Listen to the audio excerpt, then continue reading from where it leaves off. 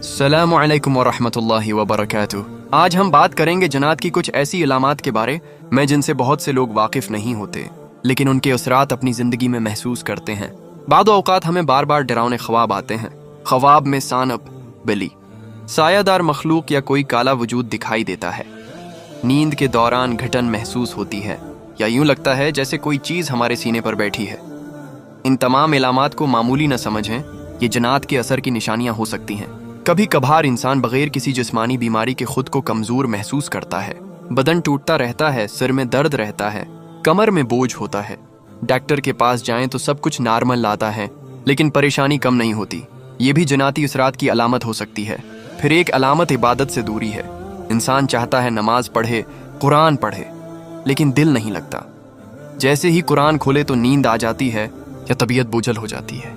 मस्जिद जाने का इरादा हो तो कोई ना कोई रुकावट आ जाती है। ये सब रूहानी कमजोरी नहीं बल्कि बाज औकात जन्नत की कारस्तानी होती है। अक्सर घरों में लोग शिकायत करते हैं कि रात को बर्तनों की आवाज आती है, दरवाजा खुद से हिलता है या कोई चीज गिर जाती है जबकि वहां कोई नहीं होता। ये सब कुछ जन्नती मुदाखलत की तरफ इशारा करता है।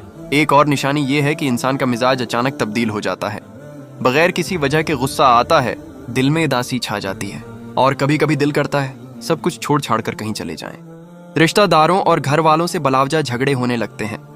अगर आपको इनमें से कोई अलामत नजर आए तो परेशान मत हों, उसका इलाज कुरान और संत में मौजूद है।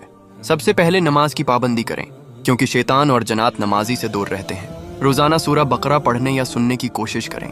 नबी करीम सल्लल्लाहु अलैहि वसल्लम ने फरमाया, जिस घर में सूरह बकरा पढ़ी जाए वहां शैतान दाखिल नहीं होता।